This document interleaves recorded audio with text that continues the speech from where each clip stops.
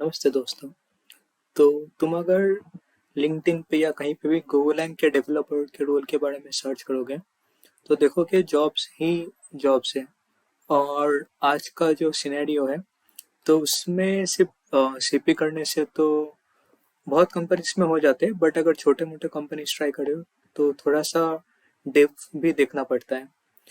तो मैं तो अपने बारे में बोलता हूँ थोड़ा सा। तो मैं अपने कॉलेज टाइम में 3 कंपनी में इंटर्न किया था, ठीक है? तो तीनों में से दोनों में गोलैंग यूज़ हो रहा था और एक में थोड़ा-सा उतना बैकएंड इंटेंसिव टास्क नहीं था तो गोलैंग यूज़ नहीं हो रहा था। और बाकी मैंने और भी कंपनीज के लिए इंटरव्यू किए थे स्टार्टअप्स के लिए, तो उसमें गोलैंग ही यूज़ हो रहा था जितना मेरे को सुनने में आया था। तो तुम अगर किसी स्टार्टअप को टारगेट कर रहे हो या इंटर्नशिप अपॉर्चुनिटी ढूंढ रहे हो किसी स्टार्टअप में या फिर कभी एमएनसी में भी, हालांकि वो तो सीपी मेजोरिटी टाइम्स देखते हैं, बट फिर भी गोलैंग काफ़ी एक इम्पॉर्टेंट लैंग्वेज है आज के जॉब मार्केट में। तो अभी मैंने सर्च किया था तो तुम देखोगे कि कितने सारे गोलैंग जॉब के अपॉर्चुनिटीज हैं। तो इसीलिए ये प्लेलिस्ट या फिर वीडियो सीरीज हम लोग लाए हैं ताकि थोड़ा बहुत गोलैंग का आइडिया तुम लोग को लग जाए। और जो स्टार्टअप्स होती हैं उसमें इंटरव्यू के पहले एक टास्क दिए जाते हैं और टास्क में तुमको आइदर एक फुल स्टैक एप्लीकेशन बनाने बोलेगा या फिर बोलेगा एक बैक एंड एप्लीकेशन बना के दो। तो उसमें उसके लिए तुमको गोलैंग यूज करके एक एपीआई टाइप बना के देना पड़ेगा विद पोस्टग्रेस इंटीग्रेशन या फिर मोंगोडीबी इंटीग्रेशन वगैरह वगैरह। तो इस वीडियो में हम लोग वही करेंगे। हम लोग एक end to end Golang API बनाएंगे जो कि पोस्टग्रेस के साथ इंटीग्रेटेड होगा। तो पहले तो थोड़ी बात कर लेंगे कि गो क्यों सीखना चाहिए और फिर मैं तुम लोग को डिबगर यूज करना सिखाऊंगा। डिबगर क्यों यूज करना है? अगर तुम लोग कहीं फंस जाते हो तो क्या करते हो? सी आउट हियर लिखते हो। मैक्सिमम पीपल वही करते हैं, सी आउट हियर। बट जब जब कोड एक पेज में लिखते हो जैसे सीपी के लिए लिखते हो एक एक ही पेज में, तो उसमें तो ठीक है एक ही फाइल में, बट अगर मल्टीपल फाइल्स पे कोड हो तो तुमको ढूंढने में बहुत दिक्कत हो जाएगी। तो इसलिए तो पहले डिबगर चलाना सीख लो। मतलब अगर डेव करना है तो debugger is a must for backend development. Debugger चलाना तो सीखना ही सीखना है। तो मैं तुम लोग को सिखाऊंगा कैसे डिबगर चलाते हैं और गो का सेटअप वगैरह करूंगा। फिर गो से वेबसाइट बनाने के लिए जिन बोल के फ्रेमवर्क होता है, तो इससे हम लोग एक छोटा मोटा सा वेब बनाएंगे जिसमें CRUD फैसिलिटीज रहेंगी। CRUD मतलब होता है क्रिएट रीड अपडेट डिलीट। ठीक है, देखेंगे जब उस पर चलेंगे। फिर अपन लोग उसके साथ पोस्टग्रेस सीक्वल इंटीग्रेट करेंगे। तो पोस्टग्रेस सीक्वल एक सीक्वल बेस्ड डेटाबेस है।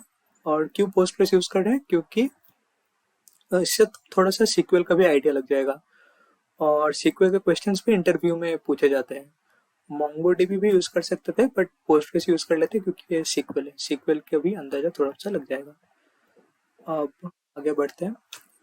तो ये अपना वर्कशॉप आएगा। अगर तुमको ये सब सीखना है तो वीडियो इन तक देखने के लिए बोलूंगा। और फ्यूचर प्लान भी बता देता हूँ। तो अगर ये वीडियो सीरीज अच्छा चला तो और भी कुछ करने का सोच रहा हूँ, जैसे कि कॉन्करेंसी पैटर्न्स होते हैं। पहले तो बात कर लेते हैं कि गो क्यों आया। ठीक है, तो बहुत सारे लैंग्वेजेस थे, अब अचानक से एक नया लैंग्वेज बनाने की क्या नीड पड़ गई। और जो गो लैंग्वेज है वो सी के डेवलपर्स लोग बनाए हैं। तो जब 2007-8 के टाइम था उसी टाइम के अराउंड जो प्रीवियस सी सी प्लस प्लस ये क्या होता है ना, वो अपने जनरेशन के थोड़ा आगे के जनरेशन के लैंग्वेज है। तो वो काफी मशीन बेस्ड है। और उस टाइम जो सीपीयूज थे वो सिंगल प्रोसेसर बेस्ड होते थे। उसमें कोर्स नहीं रहता था, तो एक ही थ्रेड पे पूरा प्रोग्राम चलता था। तो उसमें कॉन्करेंसी पैरेललिज्म ये सब का कोई कॉन्सेप्ट ही नहीं था। बट जब हम लोग का हार्डवेयर थोड़ा एडवांस किया तो हम लोग मल्टीपल कोर्स पे अपना प्रोग्राम चला सकते हैं। वो तो चला सकते हैं बट प्रोग्राम को भी इंटरनली उसको चलाना चाहिए ना। जैसे कि फॉर एग्जांपल पाइथन ले लो। पाइथन बाय डिफॉल्ट एक सिंगल थ्रेडेड लैंग्वेज है, बट वो काफी वर्कअराउंड के थ्रू मल्टीपल थ्रेड यूज करते हैं, जैसे कि सब कंपाइलर्स एक्सेट्रा यूज करके। बट वो वर्कअराउंड है। तो 2007-8 के अराउंड लोगों को ये प्रॉब्लम फेस हुआ। तो जो जिस टीम ने सी बनाया था वो एक अलग टाइप का लैंग्वेज बनाया ताकि ये कॉन्करेंसी प्रॉब्लम सॉल्व हो सके। क्योंकि हम अगर मेरे पास एक लैपटॉप है 8 GB रैम का 8 कोर्स का, तो मैं 4 कोर का पैसा दे रहा हूँ, तो मेरे 4 कोर यूटिलाइज होना चाहिए ना, तो इसीलिए गोलैंग आया है। तो कॉन्करेंसी प्रॉब्लम सॉल्व करने के लिए गोलैंग आया था, और नेटिवली सॉल्व करने के लिए तब तब प्रोग्राम्स मतलब तब भी लैंग्वेजेस सॉल्व से कॉन्करेंट हो सकते थे, बट वो नेटिवली कॉन्करेंट नहीं थे। इसके बारे में तुम थोड़ा सा और भी पढ़ सकते हो। और भी काफी फीचर्स है गो के, जैसे कि सिंपल है लैंग्वेज। पहले दिनों की लैंग्वेज काफी मशीन ओरिएंटेड है, तो अगर तुम सी में कभी कोड करोगे तो देखोगे कि कोड काफी तुम्हारा मशीन मशीन लेवल कोड है, तुमको हर चीज को डिक्लेयर करना पड़ता है वगैरह वगैरह। बट गो काफी हाई लेवल लैंग्वेज है और काफी एब्स्ट्रैक्शंस के ऊपर बना है।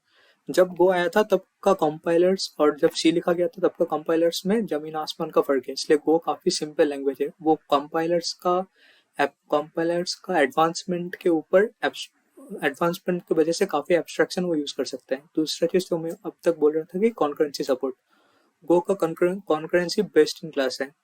फिर होता है गार्बेज कलेक्शन, तो ये तो जावा वगैरह भी करते हैं। गार्बेज कलेक्शन क्या होता है कि तुम अगर कभी सी प्लस प्लस में कोड करोगे तो देखना हम लोग हीप मेमोरी का यूज करते हैं। हीप मेमोरी से हम लोग पॉइंटर बनाते हैं, तो जब हम हीप से मेमोरी बोर्डो कर रहे हैं तो वो हम लोग का रिस्पॉन्सिबिलिटी होता है कि मेमोरी को डिस्ट्रॉय ना करें। बट बट पता ही है हम ही लोग हैं कैसे ही कोड लिखते हैं, तो कोड फट ही जाता है। इसलिए गो क्या करता है ना कि ये रिस्पॉन्सिबिलिटी अपने आप ही रखता है। तुमको खुद ही अपने आप गार्बेज कलेक्शन कर लेता है और ये सब चीजें खुद देख लेता है, और बाकी चीज तो है ही। तो ये है गो के मेन फीचर्स। अब जो फ्यूचर प्लान के बारे में थोड़ा बता देता हूँ। फ्यूचर में हम लोग कॉन्करेंसी पैटर्न सीखेंगे, जैसे कि मैं बोला गो कॉन्करेंसी के लिए ही बना है। तो 3 तरीके से गो में कॉन्करेंसी होता है। एक तो गो रूटीन होता है, एक चैनल यूज करके होता है, और एक अगर तुम ऑपरेटिंग सिस्टम वगैरह पढ़े हो तो म्यूटेक्स वगैरह भी सुने होंगे। तो गो का खुद का एक लाइब्रेरी है ये सब के ऊपर, तो ये सब पढ़ेंगे। और थोड़ा सा पाइपलाइंस और कॉन्करेंस यूज करने के पैटर्न्स भी देख लेते हैं। जैसे कि फैन आउट होता है, फैन आउट में क्या होता है कि ना कि 3 नोड ऐसे अलग से चले जाते हैं और 3 पे कॉन्करेंटली चल रहा होता है, और फिर जब खत्म हो जाता है तो तीनों को ऐसे मर्ज करके एक जगह पे आता है, तो ये फैन इन फैन आउट होता है। वैसे भी देखेंगे। उसके बाद डिपेंडेंसी इंजेक्शन के ऊपर पढ़ेंगे। तो और फिर और अच्छा चला तो हम लोग रेडियस इंटीग्रेशन का भी सोच रहे हैं। तो ये है अपना सीरीज, और इसी के साथ ये अपना सीरीज है, और अच्छा लगा तो एंड तक देखना। Thank you. तो चलिए शुरू करते हैं। तो शुरू करने से पहले एक चीज अपने बारे में थोड़ा सा बता देता हूँ, क्योंकि आजकल तो मतलब कंटेंट का ऑथेंटिसिटी भी होना चाहिए, तो क्यों मेरे से सीखोगे। तो मैं तो अभी माइक्रोसॉफ्ट में काम कर रहा हूँ एज अ सॉफ्टवेयर इंजीनियर, और पहले ही बता दे रहा हूँ मैं जो भी बताऊंगा all views are my of my own, Microsoft has nothing to do with it. दूसरा, मैं गो पे अभी तो 2 साल से लगभग काम कर रहा हूँ। जब मैं स्टूडेंट था तब मैं इंटर्नशिप किया था 2-3 कंपनी में, तो उसमें भी गो लैंग यूज होता था, तो मैं गो काफी टाइम से अभी यूज कर रहा हूँ और मैं लगभग अच्छे से सिखा सकता हूँ। अभी माइक्रोसॉफ्ट में भी थोड़ा बहुत गो पे भी काम है। तो वो चलिए शुरू करते हैं। तो पहले तो एक पावर सेल खोल लो। मैं विंडोज यूज कर रहा हूँ क्योंकि मुझे पता है मेजोरिटी लोग विंडोज यूज करते हैं, बट ये मैक वगैरह में भी तुम लोग यूज कर सकते हो। कोई दिक्कत नहीं आएगी, क्योंकि मैं पहले ही बोल दिया था गो हर प्लेटफॉर्म पे चलता है, ये गो का एडवांटेज भी है। तो गो कैसे इंस्टॉल करना है खुद ढूंढ लो, ये आना चाहिए। How to install Golang Google कर लो, जैसे भी मर्जी कर लो, गो इंस्टॉल कर लो। काफी सिंपल सही है। तो जब गो इंस्टॉल हो जाएगा तो गो प्रेस करना और ये सब आना चाहिए। ठीक है। और मैं इस वीडियो में तुम लोगों को गो का काफी बेसिक्स, जैसे कि वेरिएबल्स क्या होते हैं, टाइप्स कैसे होते हैं, स्ट्रक्ट क्या होते हैं, ये सब मैं नहीं सिखा रहा हूँ। मतलब क्योंकि गो ऐसा लैंग्वेज है जो कि सी प्लस प्लस के काफी फेमिलियर है, सी प्लस प्लस जावा के, तो मैं अगर कोड लिखूंगा तो तुमको समझ में आ जाएगा। अगर तुम सीखना चाहते हो फिर भी तो यूट्यूब में कोई भी वीडियो उठा लेना, काफी लोग सिखा रखे हैं गो के बेसिक्स। वो मैं मतलब मेरा सिखाना फालतू ही होगा, तुमको दूसरे जगह से मिल जाएगा और अच्छा मिल जाएगा। तो जब तुम्हारे पास ऑलरेडी गो इंस्टॉल्ड है तो पहले तो डेस्कटॉप में चले जाओ और या फिर कहीं भी चले जाओ और फिर एक डेमो टाइप का एक फोल्डर बना लो। ये mkdir एक लिनक्स कमांड होता है जिससे तुम्हारे कोई भी फोल्डर बनता है। ठीक है, तो मैं ये डेमो बनाया, या डेमो फोल्डर बनाया, अब मैं इसके अंदर cd करूँगा। अब मैं एक और अब इधर कोड डॉट करता हूँ, मैं VS कोड यूज़ करूँगा। तो कोड डॉट से उसी फोल्डर में VS कोड खुल जाता है। तो जैसे ही मैं कोड डॉट किया तो देखो VS कोड खुल गया और ये डेमो फोल्डर में ही खुला है। ठीक है, तो VS कोड में इंटीग्रेटेड टर्मिनल खोलेंगे। कैसे खुलते हैं? कंट्रोल टिल्डा से खुलते हैं। टिल्डा मतलब होता है कि वो बैकटिक। ठीक है, तो ये अभी मैं गिट बैश यूज कर रहा हूँ, मतलब VS कोड में विंडोज में गिट बैश चाहिए होता है गिट के लिए। और गिट वगैरह भी अगर तुम लोग बोलोगे तो मैं सिखा दूंगा अच्छे से, बट वरना मतलब सीख सकते हो यूट्यूब से भी। बाद में वीडियो लाएंगे गिट के, अभी गो सीखता है ना। तो पहले तो गो प्रोजेक्ट कैसे बनाता है? तो गो प्रोजेक्ट बनाने के लिए तुमको करना पड़ता है गो मोड। इससे गो प्रोजेक्ट इनिशियलाइज होता है, बट मैं अभी अगर ये चलाऊंगा तो नहीं चलेगा। क्यों? क्योंकि ये बोलेगा कि एक पाथ दो। तो गो का एक एडवांटेज या फिर फीचर जो मेरे को सबसे अच्छा लगता है कि ऊपर मॉड्यूल का पाथ से इंपोर्ट होता है। तो अगर कोई गिटहब का मॉड्यूल है तो तुम कंट्रोल क्लिक करके उस जगह पे जा सकते हो। तो पहले तो हम लोग को एक मॉड्यूल चाहिए रहेगा। ठीक है, तो मैं भी एक मॉड्यूल का नाम देता हूँ। तो मैं अपना ही नाम गिटहब दूंगा, तुम लोग खुद का दे देना। तो go mod init github.com sign slash क्या नाम दे, YT डेमो। ठीक है, तो ये अपना मॉड्यूल इनिशियलाइज हो जाएगा। तो देखो एक गो डॉट मॉड फाइल बन चुका है। ठीक है, अब जब तुम्हारा ये गो डॉट मॉड फाइल एक पैकेज मैनेजर टाइप होता है। तो पैकेज मैनेजर क्या होता है ना कि वो अपनी तुम्हारी डिपेंडेंसीज को मैनेज करता रहता है। तो अगर तुमने कभी पाइथन पे पिप के पे काम किया होगा तो तुमको मतलब समझ में आ रहा होगा कि मैं क्या बोल रहा हूँ। देखो गो में पहले तो तुमको पैकेज बनाना पड़ता है। तो मैंने एक मेन डॉट गो बनाया है और गो डॉट मॉड फाइल। तो पैकेज में तुमको नाम देना पड़ता है, तो मैं इसका नाम पैकेज में ही रखता हूँ अभी। पैकेज क्या होता है, मॉड्यूल क्या होता है, बताऊंगा।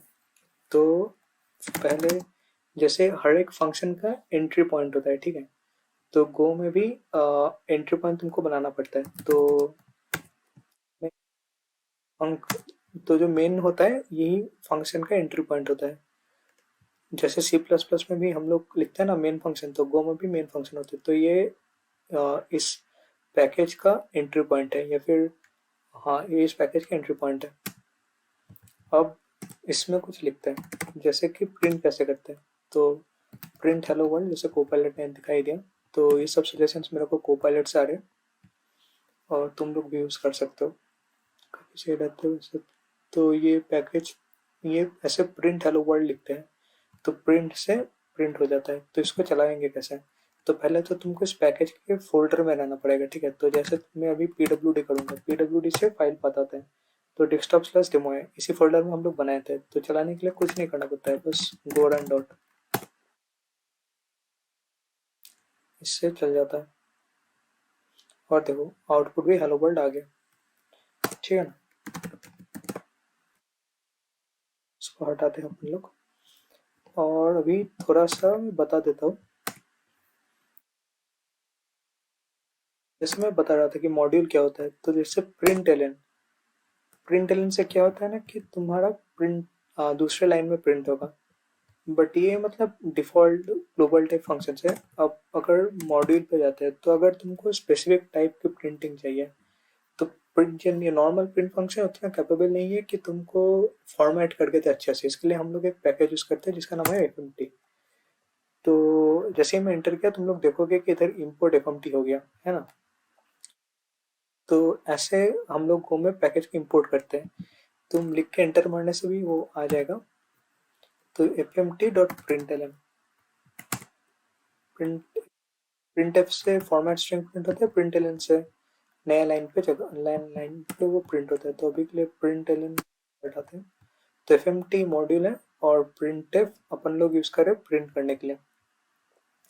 तो मॉड्यूल मतलब क्या है? तो मॉड्यूल मतलब होता है कि इस पैकेज पे तुम्हारा एक println नाम का फंक्शन है जिस जिस पे कोड लिखा हुआ है कि ताकि कंसोल पे आउटपुट आए हेलो वर्ल्ड का।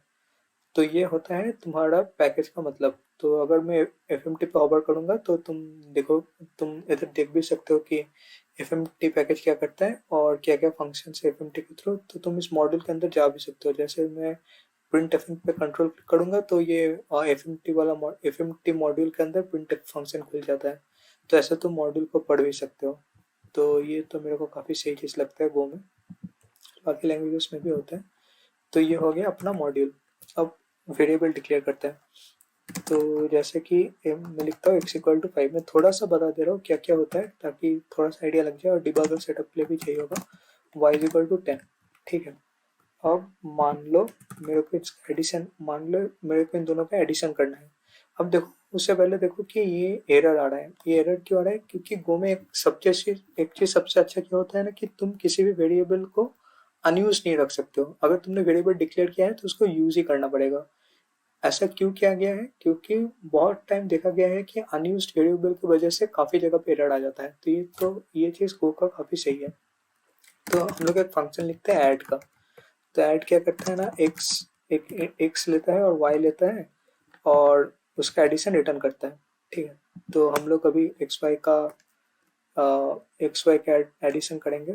तो ऐड बुलाएंगे एक्स वाई के ऊपर। ठीक है। फंक्शन में एज्यूम करो कि तुमको थोड़ा बहुत प्रोग्रामिंग आता है और सी++ से तुम लोग फेमिलियर हो। तो ये देखो, अभी भी मेरे को वार्निंग दे रहा है क्योंकि इसका जो वैल्यू है वो हमने यूज नहीं किया है। तो अगर तुमको ऐसे इग्नोर करना है तो ऐसे तुम कर, अगर तुमको इग्नोर करना है तो ऐसे कर सकते हो। तब के लिए जब एक फंक्शन दो वैल्यूज रिटर्न करते हैं, अगर एक वैल्यूज रिटर्न करते हैं तो तुम ये कर नहीं पाओगे।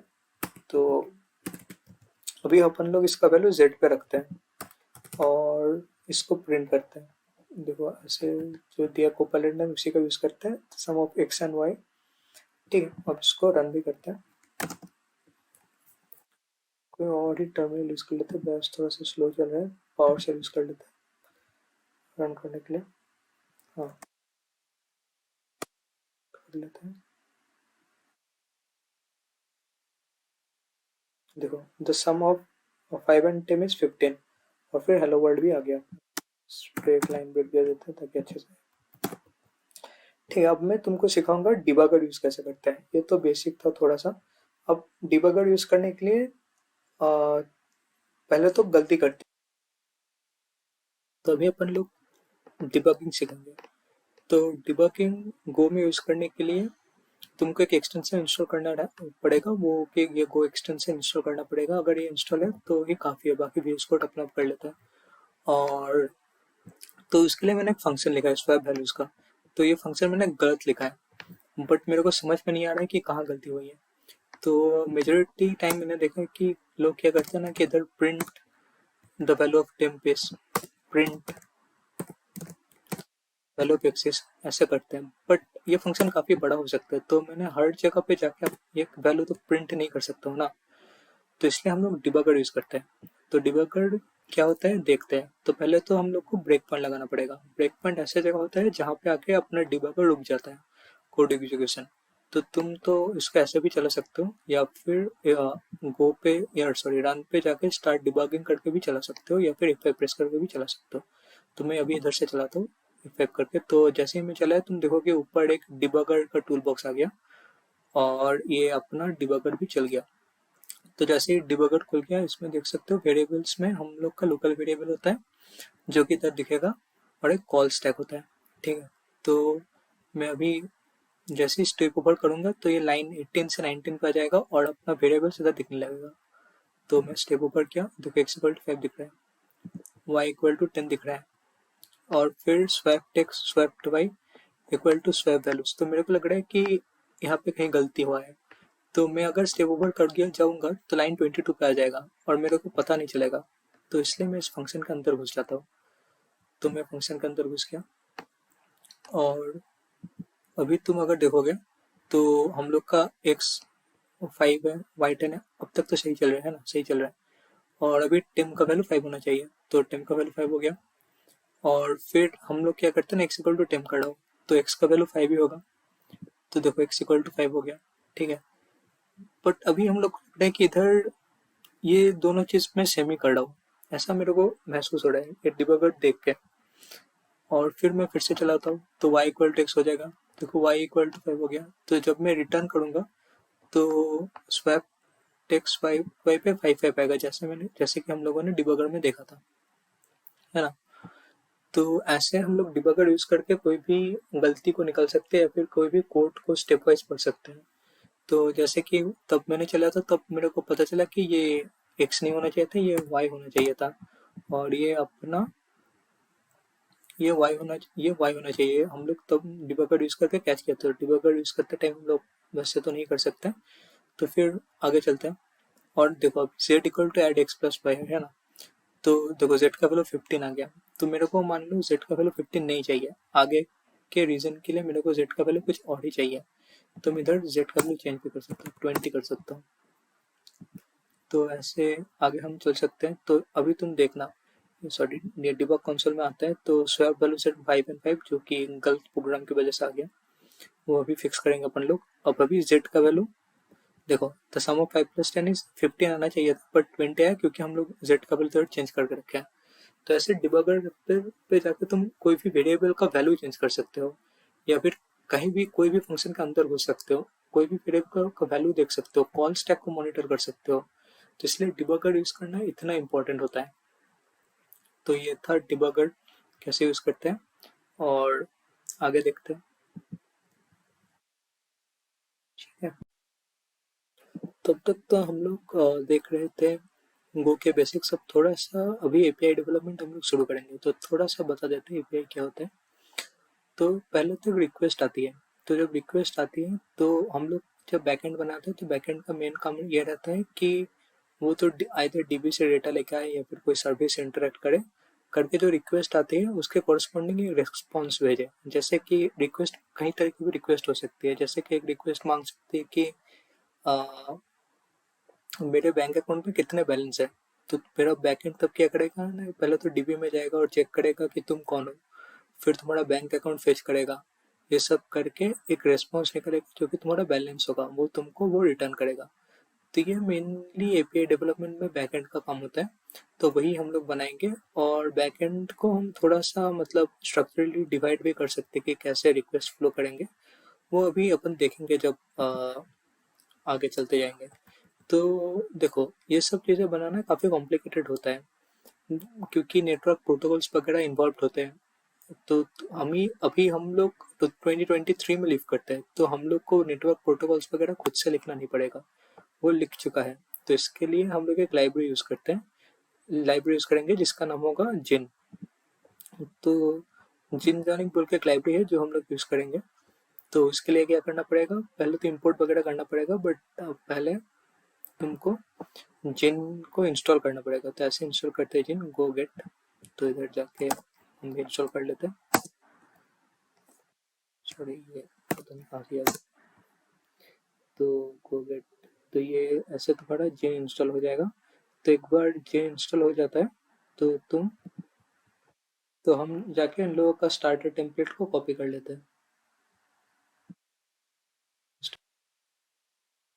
तो जैसे कि मैं बोल रहा था थोड़ी देर पहले कि रिक्वेस्ट आएगा, उसको हम लोग प्रोसेस करेंगे और रिस्पॉन्स भेजेंगे। तो ये प्रोसेस करने में जिन हम लोग की बहुत मदद करती है, इसलिए हम लोग ये लाइब्रेरी यूज करें। और कोड तो पेश किया था। तो रिक्वेस्ट का मतलब समझते हैं। तो पहले रिक्वेस्ट क्या होता है। रिक्वेस्ट मतलब एक यूआरएल होगा जिस पे रिक्वेस्ट आएगा, उसके साथ एक मेथड हेडर और फिर बॉडी रहेगा। जैसे कि रिक्वेस्ट आएगा डोमेन नेम, तुम लोग का जो डोमेन होगा स्लैश वो एक पाथ होगा जो हम लोग कभी डिफाइन करेंगे, और उसके साथ बॉडी भी आ सकता है अगर पोस्ट रिक्वेस्ट है तो इस एग्जांपल में जैसे हम लोग पिंग पिंक पाथ के लिए हम लोग एक फंक्शन डिफाइन कर रहे हैं। तो जिनमें बस इतना ही करना पड़ता है कि एक हर एक पाथ के लिए तुम एक फंक्शन लिख दो। तो जब उस पाथ पे कोई रिक्वेस्ट आएगा तो ये फंक्शन चल जाएगा। तो देख लेते क्या कर रहे हैं। पहले तो जिनका इंजन इनिशियलाइज कर रहे हैं, फिर जब पिंग पाथ आएगा तो ये फंक्शन चलेगा। तो ये फंक्शन क्या करता है ना, बस एक जेसन रिस्पॉन्स जेसन रिटर्न कर रहे हैं। देख सकते हैं सी डॉट जेसन करके हम लोग दो चीज रिटर्न कर रहे हैं। एक तो स्टेटस ओके, स्टेटस ओके देखो जब हम लोग रिटर्न करते हैं तो बहुत तरह के रिस्पॉन्सेस हो सकते हैं, तो हर एक रिस्पॉन्स के कॉरस्पॉन्डिंग एक कोड भी रिटर्न करना चाहिए। तो हम लोग तभी 200 रिटर्न करें, इसको थोड़ा सा मैं और बता रहा हूँ। फिर उसके साथ एक और चीज रिटर्न करें जो कि है ना मैसेज पोंग, ठीक है। तो जब भी पिंग आएगा तो दो चीज हम लोग रिटर्न करेंगे, एक तो 200 और एक रिटर्न करेंगे पोंग। तो लोकल होस्ट 8080 पे चल रहा है, जो कि डिफॉल्ट होता है आर रन का, या फिर तुम इधर पोर्ट भी स्पेसिफाई कर सकते हो। तो फायरफॉक्स खोल लेते हैं और फायरफॉक्स पे लोकल होस्ट 8080 पे चल जाते हैं। देखो पोर्ट पेज नॉट फाउंड आया, और इधर भी हम लोग देख जाएंगे पेज नॉट फाउंड, क्योंकि इधर क्योंकि हम लोगों ने स्लैश राउट के लिए कोई फंक्शन डिफाइन ही नहीं किया। हम लोग कौन से राउट के लिए फंक्शन डिफाइन किया, हम लोग पिंग राउट के लिए फंक्शन डिफाइन किया। तो स्लैश पिंग पे चलेंगे। अब देखो मैसेज पोंग आ गया और जेसन पे आया, है ना। रॉ डेटा देखो मैसेज पोंग, ठीक है। और हेडर्स हम लोग कुछ हेडर्स ऑटोमेटिक किए ऐड कर देते हैं जिन, वरना हम लोग कुछ तो रिटर्न नहीं करे। तो ये मैसेज पोंग हम लोग ने रिटर्न कर दिया। तो ऐसे अपना जिनके हेल्प से हम लोग एक एपीआई बना सकते हैं, जो कि अभी अपन लोग बनाएंगे। बट अभी तो हम लोग ब्राउजर यूज कर रहे थे, बट ब्राउजर देखोगे कोई डेवलपमेंट के लिए उसके लिए पोस्टमैन यूज करते हैं। तो मैं तो रिकमेंड करूंगा कि पोस्टमैन डाउनलोड करके इंस्टॉल कर लो, साइन अप वगैरह कर लेना, फ्री होता है। फिर एक तो क्रिएट कलेक्शन करके तुम अपना कलेक्शन बना सकते हो। तो जैसे कि मैं अभी पोस्टमैन में अपना ब्लैंक कलेक्शन बनाया, इसका नाम देते वाइट देगा, ठीक है। इसमें क्या होगा ना, तुम्हारे रिक्वेस्ट थोड़े से ऑर्गेनाइज में रहेंगे। तो मैं इधर से ऐड रिक्वेस्ट करता हूँ, और हम लोगों ने एक ही एपीआई बनाया है जो कि पिंग। तो पिंग करते हैं, और पिंग का किस पे चलता है ना, लोकल होस्ट 8080 पे चलता है, और उसका पाथ है स्लैश पिंग। अब इसको एनवायरमेंट वेरिएबल बना के भी इसको थोड़ा अच्छा कर सकते हैं, बट बाद में देखेंगे।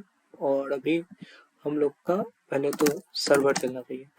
तो गोल्डन डॉट करके सर्वर चलाते हैं। और देखो अभी मैं थोड़ा सा तुम लोग को एपीआई के बारे में और बता देता हूँ। तो तीन तरह के रिक्वेस्ट, चार तरह के रिक्वेस्ट होते हैं। ऐसे तो मतलब बहुत इधर दिखा रहे हैं, बट मेनली चार ही होते हैं, get post put patch. Delete भी हम लोग यूज करते हैं, बट जहाँ तक मैंने देखा है कि पोस्ट से ही डिलीट करते हैं अपन लोग, ये सब भी होते हैं। तो देखो मेनली हम लोग चार ही देखेंगे, गेट पोस्ट पुट पैच। तो हम लोगों ने गेट एपीआई लिखा है, और ये वो क्या होता है ना, प्रोटोकॉल्स होते हैं कि कौन सा प्रोटोकॉल तुम फॉलो करोगे। तुम हर एक रिक्वेस्ट को गेट करके भेज सकते हो, हर एक रिक्वेस्ट को पोस्ट करके भेज सकते हो, हर एक रिक्वेस्ट को पुट करके भेज सकते हो, कोई फर्क नहीं पड़ता है। बस प्रोटोकॉल होते हैं, फॉलो करना पड़ता है, ठीक है। तो हम लोग गेट कर लेते हैं। और गेट में गेट का प्रोटोकॉल क्या डिफाइन करेगा ना, ये बस डेटा लाएगा, ये कुछ राइट नहीं करेगा। ये बस डेटा देखेगा या फिर कुछ रिस्पॉन्स वापस आएगा। तो हम लोग 8080 के लिए तो लिखे थे, और सर्वर चल गया होगा। हाँ सर्वर चल रहा है 8080 पे। तो मैं जब पिंग करूंगा तो देखना इधर नीचे रिस्पॉन्स अपना आएगा देखो 200 होका आया। क्यों 200 होका है, क्योंकि हमने इधर स्टेटस को 200 होकर कर रखा था। और और अपना रिस्पॉन्स जो पोंग था वही आया, ठीक है। अब अपन लोग क्या करेंगे ना, अपन लोग इसको थोड़ा रिफैक्टरिंग करेंगे। ऐसे एक पेज पे तो कोड नहीं, एक फाइल पे तो कोड नहीं लिख सकते। तो हम लोग इसको थोड़ा अच्छे से करेंगे। इसके लिए हम लोग कंट्रोलर्स डिफाइन करेंगे। देखो इधर मैंने फंक्शन को ऐसे लिखा है, ऐसे तो लिखना नहीं चाहिए ना, इसको थोड़ा बाहर लिखना चाहिए। तो हम लोग एक और फाइल लिखेंगे जहाँ पे हम लोग कंट्रोलर्स डिफाइन करेंगे। कंट्रोलर्स क्या होंगे ना, वो फंक्शन जो कि एक राउट के ऊपर चलता है। तो एक कंट्रोलर्स डॉट गो करेंगे,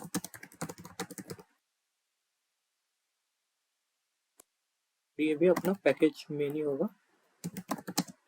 वैसे तुम चाहो तो दूसरे फोल्डर में भी बना सकते हो, बट मैं सेमी फोल्डर में बना रहा हूँ, ठीक है। और कुछ नहीं करेंगे, बस इसको इधर से कॉपी करके इधर पेस्ट कर देंगे। से कम हो गया ब्रैकेट, हाँ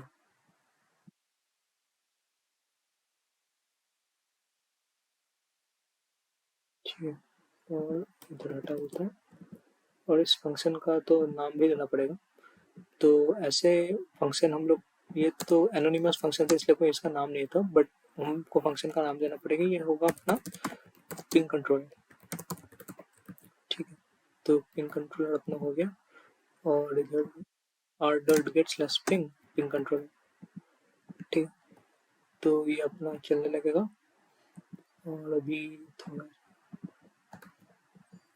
HTTP status API।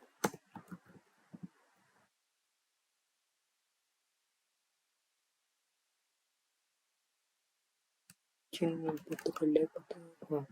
तो थोड़ा सा टाइम लिया अपना आईडी चलने में, बट ये चल गया। फिर ये जेंडर डिफॉल्ट, देखो पिंग कंट्रोलर आ गया, तो पिंग कंट्रोलर इधर जाएगा, ये अपना पिंग कंट्रोलर। तो इस फाइल में हम लोग सारे कंट्रोलर्स डिफाइन करेंगे और इधर सारे राउट्स हम लोग डिफाइन करेंगे, ठीक है। अब इसको अब थोड़ा सा और अच्छा एक राउट बनाते हैं। अब इस टाइम अपन लोग पोस्ट यूज करेंगे। पोस्ट में क्या होता है ना कि तुम कुछ राइट कर पाओगे, तो पोस्ट के लिए हम लोग एक दूसरा राउट बनाते हैं, जैसे कि क्रिएट क्रिएट बुक करते हैं, ठीक है। तो एक राउट बनाते हैं जिसमें हम लोग एक क्रिएट बुक का कंट्रोलर लिखेंगे, उसमें कुछ नहीं करेंगे बट बुक को प्रिंट करेंगे। तो इधर फंक्शन भी बना लेते क्रिएट बुक कंट्रोलर, और ये जिन का कॉन्टेक्स्ट खोलेगा। तो और देखो अभी तो मैंने पिंग कंट्रोल का ही कॉपी किया है, बट क्रिएट बुक कंट्रोलर में हम लोग थोड़ा सा इसको और देखेंगे। तो पहले तो देखो ये पोस्ट रिक्वेस्ट है, ठीक है। तो पोस्ट रिक्वेस्ट में हम लोग एक बॉडी भी भेज सकते हैं, मतलब ये प्रोटोकॉल है, तुम पुट में भी भेज सकते हो, किसी में भी भेज सकते हो, कोई दिक्कत नहीं है। तो पोस्ट में हम लोग बॉडी भी भेज सकते हैं। तो जब बॉडी भेजेंगे रिक्वेस्ट में, मतलब कैसे भेजेंगे वो भी दिखा देता हूँ। तो मान लो मैंने एक और रिक्वेस्ट बना लिया, ये हो गया अपना पोस्ट रिक्वेस्ट। और इसका तो पहले तो इसका राउट चेंज करना पड़ेगा। इसका राउट हम लोग देते हैं क्रिएट बुक, ठीक है। ये क्रिएट बुक राउट हमने दे दिया, और अभी तो नहीं चलेगा क्योंकि सर्वर नहीं चल रहा है। और ये पोस्ट है। अब हम लोग बॉडी कैसे भेजेंगे, तो बॉडी पे जाएंगे, इधर रो, और ये अपना बॉडी भेजेंगे। बुक का नेम होगा बुक का, बुक ही रखते हैं, और ऑथर दे देते हैं और शर्लॉक होम्स, ठीक है। ये रिस्पॉन्स हम लोग भेजेंगे ऐसे बॉडी में। और मतलब जस्ट फॉर अंडरस्टैंडिंग हम लोग एक कंट्रोलर लिखेंगे जो कि ये क्रिएट कंट्रोलर होगा, जो कि इस रिस्पॉन्स को प्रिंट करेगा और कुछ नहीं करेगा। तो देखो गो में ये करने के लिए काफी इजी होता है, क्योंकि हम लोग इस रिक्वेस्ट के रिस्पॉन्स से एक स्ट्रक्ट डिफाइन कर सकते हैं, ठीक है। तो स्ट्रक्ट में क्या होगा ना कि ये जो रिक्वेस्ट आएगा उसको हम लोग डिसेरियलाइज करेंगे। क्या करेंगे बता रहा हूँ। तो पहले तो एक स्ट्रक्ट डिफाइन करते हैं। स्ट्रक्ट शायद से पता ही होगा तुम लोगों को। स्ट्रक्ट तो मतलब स्ट्रक्ट बना ली, स्ट्रक्ट क्लास टाइप ही होता है, मतलब सी प्लस प्लस की होगा तो स्ट्रक्ट पता होगा। और स्ट्रक्ट में वेरिएबल डिफाइन करते हैं नेम। तो नेम होगा टाइप स्ट्रिंग, क्योंकि इधर नेम है, इधर नेम है टाइप स्ट्रिंग, ठीक है। तो नेम ऑफ टाइप स्ट्रिंग कर लेते हैं, और फिर जेसन नेम दे देते हैं। क्यों?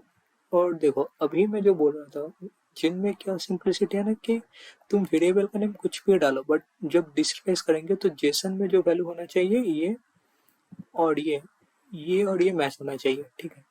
तो ऐसे हम लोग जेसन डिपेंड करते हैं, क्योंकि जेसन से डिसेंट्रलाइज करेंगे वैल्यू को, है ना। तुम इसका नेम कुछ भी डाल सकते हो, इसको नेम टू भी रख सकते हो, कोई दिक्कत नहीं है। बट बस ये और पोस्टमैन का रिक्वेस्ट सेम होना चाहिए। और फिर से ऑथर ही दिया, और ऑथर, हाँ। तो ऑथर जेसन ऑथर, ठीक है। तो ये अपन लोगों ने एक स्ट्रक्ट बना लिया। हम क्या करेंगे ना, इस वैल्यू को जब रिक्वेस्ट सेंड करेंगे तो स्ट्रक्ट में डिस्प्लेस करेंगे, तो हम लोग को ये वेरिएबल एक्सेस होगा। तो कैसे करेंगे देखते हैं। पहले तो एक वेर बुक, पहले तो एक रिक्वेस्ट बना लेते हैं ऑफ टाइप बुक, ठीक है, क्योंकि ये रिक्वेस्ट आएगा। अब हम इसको और सीरियलाइज करेंगे। वो कैसे करते हैं ना कि ये जो कॉन्टेक्स्ट है इसमें काफी फंक्शंस लिखे हुए हैं, तो इसके हेल्प से हम लोग एक फंक्शन यूज करते हैं जिसका नाम है बाइंड जेसन।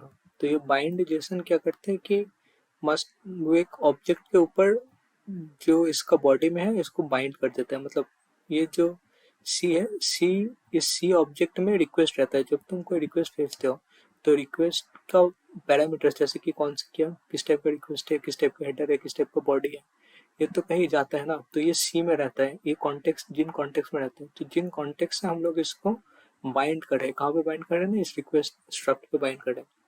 अब देखो ये एक एरर रिटर्न करता है, क्योंकि तुम एक इंटरफेस कोई अलग टाइप पे डिफाइन कर सकते हो। मान लो मैंने नेम इधर नेम में 2 कर दिया होता तो ये इंटरफेस और ये रिक्वेस्ट का इंटरफेस मैच नहीं करता। है ना, इसलिए ये एरर रिटर्न करता है, तो हम लोग एरर का हैंडल भी करेंगे। तो अगर ये करने से एरर आया तो देखो ऐसे गो में एरर डिफाइन करते हैं कि पहले तो एरर को इधर कैच कर लो, अगर एरर नॉट इक्वल टू नील है तो हम लोग क्या करेंगे ना, ये कर सकते हैं, हाँ हम लोग रिटर्न करेंगे बैड रिक्वेस्ट एरर, और बैड रिक्वेस्ट होता है 400, और एरर दे देंगे जो कि एरर आया था उसका स्ट्रिंग अपन लोग भेज देंगे, और फिर इधर फंक्शन को भी बंद कर देंगे ताकि आगे ना जाए। और जब अगर ये रिक्वेस्ट सक्सेसफुल हो गया तो हम लोग स्टेटस होके भेजेंगे, और इस टाइम ये नहीं भेजेंगे, इस टाइम हम लोग भेजेंगे ये बुक, ये रिक्वेस्ट ही हम लोग भेजेंगे, ये रिक्वेस्ट हम लोग भेजेंगे, और ये अपने और ये डिजिटलाइज करके ये इधर जब रिटर्न करेगा तो यही रिस्पॉन्स तुम इधर देख पाओगे, है ना। और इधर हम लोग थोड़ा सा प्रिंट भी कर लेते हैं अपने देखने के लिए, एफएमटी डॉट, वैसे तो मतलब मैंने बोला था बट रिक्वेस्ट को प्रिंट कर लेते हैं। इनपुट क्यों इनपुट हो गया, और अभी जाके थोड़ा सा चला लेते हैं सर्वर को, गोरन डॉट से चलते हैं सर्वर, तो गोरन डॉट से सर्वर चला लिया हम लोग।